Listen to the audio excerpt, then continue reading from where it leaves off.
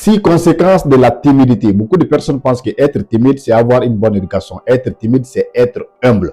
Mais c'est archi faux. Et aujourd'hui, nous allons parler des 6 conséquences fatales que les personnes timides vont faire face. Mais avant de commencer, je vais d'abord me présenter à vous. Je suis Sangaram Baloyele pour ceux qui ne me connaissent pas. Je suis un écrivain et auteur de 2 livres. Bienvenue à toutes et à tous. Bienvenue à l'école de la vraie vie où chaque expérience est une leçon, chaque jour une opportunité d'apprendre et de grandir et surtout chaque échec un tremplin vers le succès. Encore une fois de plus, bienvenue à toutes et à toutes. Aujourd'hui, nous allons parler de la timidité. Si tu es timide, cette vidéo est faite pour toi. Même si tu as de l'audace, il faut aussi rester. Peut-être que ça pourra augmenter aussi ton audace. Parce que beaucoup de personnes pensent que non, la timidité, c'est une bonne chose. Être timide, quand on voit que quelqu'un est timide, quand on voit un enfant, surtout chez nous en Afrique, quand on voit un enfant timide, calme, qui ne parle pas, on dit non, cet enfant-là est bien éduqué, cet enfant-là est trop respectueux, il est humble, c'est rentré comme si c'est sorti par là. Mais c'est archi faux. Ce n'est pas de la bonne éducation. Tu peux avoir de l'audace et être bien éduqué. Revenons un peu sur l'origine de la timidité. Vous savez, la timidité, généralement, chez nous, ça a été imposé par les parents aux enfants. On dit que non, quand tu es enfant, quand les aînés parlent, tu ne dois pas parler. Quand les grands frères parlent, tu ne dois pas parler. Quand les parents parlent, tu ne dois pas parler. Toi, tu n'as pas ton mot à dire. Donc, ce qui fait que parfois, même si l'enfant a des brillantes idées, même si l'enfant a des bonnes idées, mais il n'ose pas l'exprimer. Parce que les parents disent que non, l'enfant n'a pas droit à la parole. L'école aussi a sa part de responsabilité. Parce que lorsque quelqu'un fait des erreurs en français, lorsqu'il met le à la place de la, on commence à se moquer de lui, on commence à rigoler. Et tout cela fait que l'enfant va se renfermer, il va se dire, bon, au lieu qu'on se moque de moi, je préfère de ne plus parler. C'est ce qui fait que vous voyez beaucoup de personnes aujourd'hui, même des grandes personnalités, qui n'osent pas prendre la parole. Des gens qui ont 40 ans, 50 ans, 60 ans, se demandent, mais pourquoi? Mais c'est depuis l'enfance. Les parents leur ont dit, non, toi, tu ne dois pas parler. Ok? L'école lui a dit, non, tu ne dois pas parler parce que tu parles mal le français. Beaucoup de personnes pensent que non. Vous savez, chez nous, avec la mentalité africaine, articuler bien français, sortir des gros mots, ils pensent que non, c'est ça l'intelligence. Si tu joues avec les mots, non, tu es intelligent. C'est archi faux, c'est de l'absurdité. Donc, c'est pourquoi aujourd'hui, nous allons parler avec vous 6 conséquences de la timidité. C'est parti. D'abord, il faut savoir que la première conséquence, c'est perdre ta voix. Oui, lorsque tu es timide, même si tu as les plus grandes idées au monde, même si tu as des belles propositions, tu ne vas pas l'exprimer. Parce que tu as peur de ce que les autres vont dire, tu as peur de ce que les autres vont penser, tu as peur de faire des erreurs. Je ne sais pas, mais est-ce qu'il y a quelqu'un parmi vous ici qui refusait ou bien qui avait peur de répondre aux questions en classe, qui avait peur de lever la main en classe? Si vous êtes là, manifestez-vous en commentaire. Même moi, j'en faisais partie. Oui, je n'osais pas soulever ma main. Même s'ils avaient des bonnes réponses, parfois je connaissais tout. Ce que le professeur demandait, je connaissais, je maîtrisais ça. Mais j'avais peur de parler, j'avais peur d'ouvrir ma bouche. Et conséquence, mes idées sont étouffées, personne ne me remarque en classe, même si j'étais trop brillant, personne ne le sait. Donc lorsque tu es timide, tu vas perdre ta voix. Et lorsque tu perds ta voix, tu ne vas pas proposer tes belles idées. Non seulement tu vas priver les autres de tes brillantes idées, de tes brillantes propositions. Peut-être, ça peut être un groupe, ça peut être un lieu de travail, ça peut être une famille. Tu vas les priver de tes connaissances, mais aussi, tu vas te priver toi-même de ta propre liberté. Tu vas te priver toi-même de ta propre voix. Et conséquence, tu vas passer inaperçu. Tu ne seras pas remarqué. Et nous sommes dans un monde aujourd'hui, si tu ne te remarques pas, tu n'auras rien. Le monde ne te donnera rien. Donc, nous sommes dans un monde où il faut s'imposer, où il faut se montrer, où il faut se vendre. Si tu ne sais pas comment te vendre, tu vas passer inaperçu. Je prends 2 ingénieurs. L'autre parle, l'autre a la capacité de s'exprimer. L'autre a le courage de s'exprimer, de montrer au monde ce qu'il sait. Et de l'autre côté, il est plus brillant. Il est plus brillant que cet autre qui est audacieux. Mais lui ne parle pas, il pense que non, être calme, c'est être humble, c'est rentrer comme ça. Conséquence, l'autre qui n'a pas grande formation, mais il a l'audace, il va avoir tous les marchés du quartier ou bien tous les marchés de la ville. L'autre là qui se joue à l'homme, le calme et tout cela, il n'aura rien. Parce que tu peux avoir les meilleurs produits au monde si tu ne montres pas. Si les gens ne savent pas que tu as ces produits-là, qui va l'acheter? Comment on va l'acheter? On ne sait même pas que tu l'as. Donc c'est ça la conséquence. Première conséquence, tu vas perdre ta voix. Deuxième conséquence, lorsque tu es timide, tu vas perdre beaucoup d'opportunités. Tu vas perdre assez d'opportunités. Demandez les personnes timides, ils peuvent en témoigner. Lorsque tu es timide, je prends l'exemple. C'est un petit rapport avec le premier, mais c'est différent. Je prends un exemple sur les lieux de travail. Vous pensez que ceux qui obtiennent les promotions là, vous pensez que non, ils l'obtiennent comme ça? Parce qu'ils sont calmes, parce qu'ils sont humbles, parce qu'ils ne se montrent pas? Absolument pas. Nous sommes dans un monde des jeux où il faut s'imposer, où il faut se montrer. Si ton patron ne te remarque pas, pourquoi il va t'élever à un autre grade, à un niveau supérieur? Absolument pas. C'est seulement ceux qui se font remarquer qui vont obtenir des promotions dans le lieu de travail. Et sur le monde des marchés aussi, c'est comme ça. Lorsque tu ne t'imposes pas, lorsque tu ne t'affirmes pas, lorsque tu ne te vends pas, tu vas passer inaperçu. Que ce soit en vente, que ce soit en partant de ses propres connaissances, tu ne vas rien obtenir. Encore une fois de plus, le monde n'achète que ce qu'il voit. Le monde n'achète que ce qui l'impressionne. Le monde n'achète que ce qui attire son attention.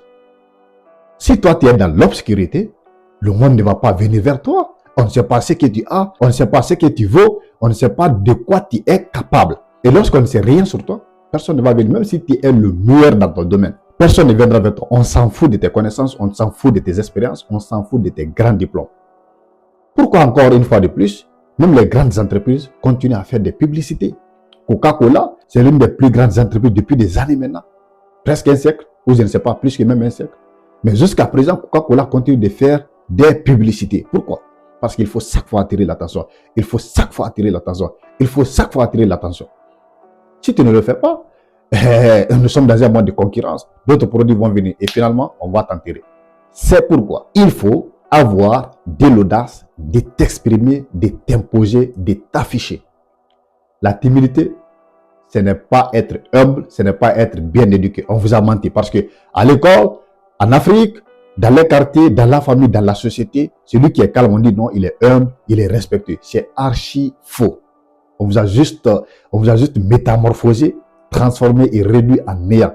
Je pense que c'est l'une des pires des choses qui puissent arriver à un être humain. Dès l'enfance, on t'arrache ta voix. On dit non, il ne faut pas parler. Il ne faut jamais accepter ça. Il ne faut jamais accepter qu'on torde ta langue, qu'on ferme ta bouche. Il ne faut jamais l'accepter. Sinon, tu vas perdre assez. Tu vas tout perdre. Tu vas perdre des opportunités. Ça, c'est la deuxième conséquence. Troisième conséquence, le manque de confiance en soi. À force de se taire, tu vas penser que non, ta voix ne compte pas. Ta voix n'a pas de valeur. Tes propositions n'ont pas de poids. Moi, aujourd'hui, beaucoup d'amis sont étonnés de me voir faire des vidéos. On m'appelle, on ne cesse de m'appeler. Mais Sangara, qu'est-ce qui s'est passé?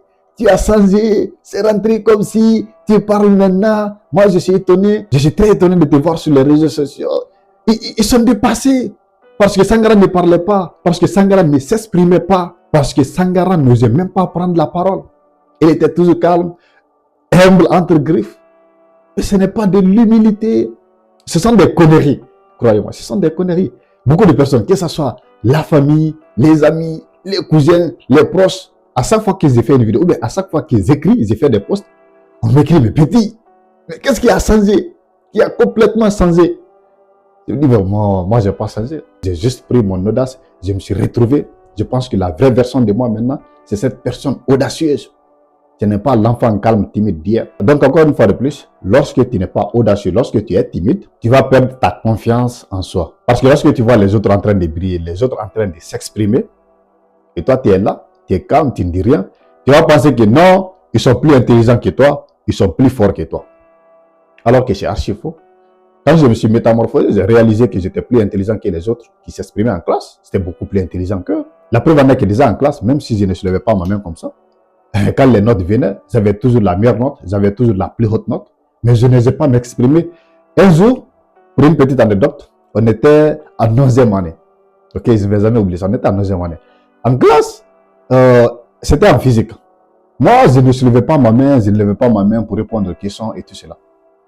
On a fait la première évaluation. Si M. Isaac est là, il peut en témoigner. C'est notre professeur. Je le salue de passage, M. Isaac Néoton. Lorsque les feuilles sont venues, après l'évaluation, lorsque les feuilles sont venues, j'avais eu 19,50. 19,50, c'était la plus haute note de la classe. La deuxième note, c'était 14, tenez-vous bien. Donc, j'étais la seule à avoir 19,50. Maintenant, le professeur s'est demandé, mais comment ça se fait? Mais Sangara, c'est impossible. Lui, il ne soulève jamais sa main ici, il ne parle pas, il est timide. Mais comment tu peux avoir 19,50? Il était tellement étonné, et puis il était tellement étonné qu'il a gardé ma feuille en dernier. Là, il a d'abord distribué toutes les autres feuilles. Après, en dernière position, il m'a appelé, il m'a donné ma feuille. Mais comment ça s'est fait? Mais comment ça se fait? Toi qui ne parles pas, Zard, je pensais que non, tu ne connaissais rien. 19,50. Tu vois? Donc, les choses comme ça peuvent arriver. Lorsque tu es timide, tu vas perdre beaucoup de choses. Donc, le professeur là déjà avait une idée sur moi. Il pensait que non, je ne connaissais rien parce que je ne soulevais pas moi-même, parce que je ne répondais pas aux questions. Vous voyez un peu. Donc, moi, je n'avais pas trop cette confiance en soi comme les autres qui étaient trop brillants en classe. Ça, c'est la troisième conséquence. Vous voyez, vous avez beaucoup à perdre lorsque vous êtes timide. Hein? Vous avez beaucoup à perdre. Beaucoup. Donc, soyez audacieux. Quatrième conséquence, tu ne vas pas avoir des relations sincères. Parce que pour avoir des relations sincères, il faut savoir s'ouvrir. Il faut savoir montrer, n'est-ce pas, qui tu es réellement. Parce que dans les relations sincères, que ce soit en amitié, que ce soit en fraternité, que ce soit en amour, il faut s'ouvrir, c'est l'ouverture. Mais la timidité t'empêche, à toi qui es timide aujourd'hui, que tu me regardes, de montrer ta vraie personnalité. Et conséquence, vous n'allez pas avoir des liens profonds. C'est pourquoi la timidité est désastreuse dans une relation. Lorsque tu es avec quelqu'un, tu ne t'ouvres pas, tu es toujours comme ça, tu ne te confies pas à cette personne. Finalement, même si c'est en amitié, cette personne va quitter. Parce que tu es timide. Parce que cette personne ne peut pas continuer à se confier à toi. Et toi, tu ne fais pas de même. Elle va se dire, bon, je ne suis pas dans une relation sincère, il n'y a pas de la réciprocité. Donc, qu'est-ce que je fous ici? Donc, ça peut causer une perte d'une personne sincère, d'une personne qui vous est chère. C'est pourquoi la timidité, il faut la corriger. Encore une fois de plus, il ne faut pas confondre la timidité et l'humilité. Ça n'a absolument rien à voir. Tu peux être quelqu'un de très audacieux, mais être aussi très humble. Donc, la timidité et l'humilité, il ne faut pas les confondre. Okay? Cinquième conséquence, c'est la reconnaissance des autres. La reconnaissance de tes capacités. La reconnaissance de ton talent. Qui ne se montre pas ne se remarque pas. Et qui ne se remarque pas ne gagne rien. Nous sommes dans un monde de prédateurs où il y a trop de concurrence. Seuls ceux qui se montrent survivent. Seuls ceux qui se distinguent survivent. Encore une fois de plus, je reviens sur l'exemple des deux ingénieurs. L'autre est très bon, très qualifié. Il a fait toutes les grandes universités du monde, mais il est trop timide. Il ne se vend pas. Il ne fait pas de publicité. Il ne parle pas. Il ne s'exprime pas. De l'autre côté, il y a quelqu'un qui n'a pas forcément de grands diplômes. Il n'a pas trop d'expérience, en quelque sorte. Mais il se vend. Le peu qu'il a là, il montre ça au monde. Avec ferveur. Qu'est-ce qui va se passer? Le monde sera chez lui. Tous les contrats, c'est lui qui va rafler. Et non l'autre là. Pourquoi? Parce qu'il a montré ce qu'il sait. L'autre là, il est bien, ok, il est le meilleur. Mais personne ne sait qu'il est le meilleur. Qui va aller là-bas? On va aller comment? On ne sait pas que tu es le meilleur. On ne sait même pas que tu connais quelque chose. Donc, lorsque tu n'as pas de reconnaissance, tu penses que les gens vont acheter chez toi? Ou bien les gens vont signer des contrats avec toi? Absolument pas. Détrompez-vous. Hein? Lorsque vous êtes timide, vous n'aurez rien. Je peux vous l'assurer. Moi, je sais ce que la timidité m'a coûté. Ça m'a coûté beaucoup de choses. Ça m'a coûté beaucoup de choses. C'est pourquoi actuellement, quand je vois les gens timides, moi, ça me fait trop rire. Je me dis, mais tu es timide pourquoi? Tu gagnes quoi dans la timidité? Ok, toi qui me regardes là, tu gagnes quoi dans la timidité? Réellement, concrètement, qu'est-ce que tu gagnes dans la timidité? Il faut me le dire. Peut-être que la timidité a des avantages. Moi, je ne sais pas. S'il y en a, moi, je ne sais pas. Je ne veux pas mourir ignorant. Donc, il faut me le dire dans les commentaires que la timidité, voici les avantages. Quand tu es timide, tu vas gagner ça, tu vas gagner ça, tu vas gagner ça. Il faut me le montrer. Tu gagnes quoi dans la timidité? Bah, pour moi, absolument rien. La timidité n'a que des conséquences. Donc, à partir d'aujourd'hui, mon frère, si tu es timide, ma soeur, il faut savoir que tu es en train de passer à côté. Crois-moi. Surtout avec ces mondes de numérique, monde de publicité. Vous voyez même avec les publicités, combien de fois il y a des concurrences. Chacun veut, n'est-ce pas, sophistiquer ces publicités. Pourquoi il y a des publicités? Quand vous regardez des vidéos sur YouTube, ou bien même sur les autres réseaux, quand tu es sur la partie la plus importante, net, tu vas voir la publicité sort. Pourquoi? Ça a été bien placé, ça a été bien calculé. Là où ton attention est le plus attirée, c'est là-bas on va mettre la publicité. Pourquoi? Pour que tu sois obligé de regarder. Tu vas pas sentir de regarder ça. Même à la télévision, c'est comme ça. Donc, on veut passer par tous les moyens possibles pour attirer ton attention. Pourquoi tu ne vas pas faire de même? Dites-moi pourquoi tu ne vas pas faire de même. Donc, voici la cinquième conséquence, si je me rappelle, de la timidité. Sixième et dernière conséquence, tu vas perdre ta liberté. Oui. Parce que lorsque tu as toujours peur de ce que les autres vont dire, de ce que les autres vont penser de toi, de ce que les autres vont murmurer, de ce que les cousins vont murmurer derrière toi, tu vas perdre ta liberté. Tu ne seras plus toi-même. tu vas être dans la peau d'une autre personne, dans la peau de la société, dans la peau de la famille, d'un groupe d'amis. Tu veux toujours t'identifier à eux, à leurs normes, à leurs coutumes, à leurs exigences. Finalement, tu vas perdre ton identité. Tu ne seras que, n'est-ce pas, une marionnette, s'il faut le dire ainsi, un pantin. Parce que tu n'es plus toi. Tu ne peux pas t'exprimer. Tu n'oses pas affirmer qui tu es, ce que tu vaux, qu'est-ce que tu peux faire. Donc finalement, tu seras carrément une autre personne. Tu vas perdre ta liberté. Pourquoi vous avez peur de ce que les autres vont dire ou penser?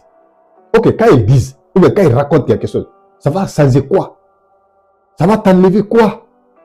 Non, dites-moi clairement, quand les gens pensent, ah, Sangara est comme ça, ah, Fodi est comme ça, qu'est-ce qui va se passer? Bah, moi, ça fait longtemps, les gens parlent. Les gens disent des choses sur Sangara. Mais ça ne fait que me grandir. Moi, je profite de ça même pour continuer à me réaffirmer. À réaffirmer mon identité, à réaffirmer ma position, mes prises de position, ma philosophie, ma conscience politique, ma conscience religieuse, mon éducation, ma culture. Je continue de le réaffirmer. À qui veut l'entendre? On s'en fout. On s'en fout de ce que les autres vont dire ou penser. Du moment où ils ne sont pas responsables de l'oxygène que tu respires, hein, ben, leur parole là n'aura aucune conséquence sur toi. Ils n'ont qu'à les penser, ils n'ont qu'à parler, ils n'ont qu'à dire ce qu'ils veulent. On verra. On verra. Quand les résultats parleront d'eux-mêmes, on verra. Aujourd'hui, ils vont te critiquer, ils vont parler. Mais demain, ils vont se demander comment tu as fait. Et finalement, ils vont t'imiter. C'est ça la bonne nouvelle. Aujourd'hui, ils vont te critiquer, mépriser, t'ignorer, fermer les yeux sur ce que tu fais. Mais demain, ils vont se demander comment tu as fait. Finalement, ils vont commencer à t'imiter. Ils vont obliger leurs enfants à t'imiter. Ils vont obliger leurs petits frères, leurs petites soeurs, leurs enfants à t'imiter. C'est ça. Donc, on s'en fout. Vous savez, l'un des plus grands regrets de l'être humain sur son lit de mort, c'est de n'avoir pas fait tout ce qu'il a voulu faire, par peur de ce que les autres vont dire ou penser. Lisez les 5 regrets des êtres humains sur leur lit de mort. C'est un livre écrit par une infirmière américaine. L'objectif, c'est de discuter avec eux pour remonter leur morale et tout cela. Donc, dans cette discussion-là, les regrets qui revenaient, ce qui était en tête, le regret qui était en tête de ces personnes-là qui étaient proches de la mort, c'était de n'avoir pas fait ce qu'ils ont voulu faire, de n'avoir pas suivi leur passion, de n'avoir pas suivi leurs rêves, parce qu'ils avaient peur du jugement des autres. Ils avaient peur de ce que les autres vont dire. Ils avaient peur de ce que les autres vont penser. C'était le regret qui revenait le plus. Si je savais, j'allais faire ça. J'allais me lancer dans tel truc. J'allais proposer le mariage à cette fille. J'allais aller dans tel pays. J'allais m'en foutre carrément de ce que les autres vont dire ou penser. C'était le plus grand regret. Lisez ce livre-là, vous allez comprendre beaucoup de choses. Parce que cette infirmière-là, elle a passé des années, plus de 20 ans, au chevet des morts, des personnes qui étaient proches de la mort. Il a récolté les regrets là. Le regret qui était en tête, c'était la peur du regard des autres. Pourquoi je ne m'étais pas affranchi de la peur du regard des autres? Donc pour finir, il faut savoir qu'il faut retenir que la timidité casse beaucoup de choses, casse beaucoup de talents, enterre beaucoup d'expérience, beaucoup de connaissances, étouffe beaucoup de belles idées, beaucoup de créativité, beaucoup d'esprit, de grands esprits, beaucoup de grands esprits. Croyez-moi, la timidité étouffe beaucoup de choses. Avec le temps, lorsque tu travailles sur toi-même, cette timidité, tu peux la transformer en force, comme je l'ai fait moi. J'étais l'un des enfants les plus timides de la famille, l'un des enfants les plus timides de mon groupe d'amis, l'un des enfants les plus timides en classe. Mais aujourd'hui, donc c'est un peu ça. Merci infiniment les amis d'avoir suivi cette vidéo jusqu'à la fin. Si elle vous a intéressé, n'oubliez pas de vous abonner, de liker également, laissez vos avis dans les commentaires. Est-ce que toi qui me regardes aujourd'hui, tu es timide? Et après avoir regardé cette vidéo, après avoir pris connaissance de ces 6 conséquences de la timidité, est-ce qu'en fait, tu vas te décider de t'affranchir de la timidité pour être comme moi? Merci infiniment les amis. Mon nom est Sangara Mbaloyole, l'écrivain noir. Merci.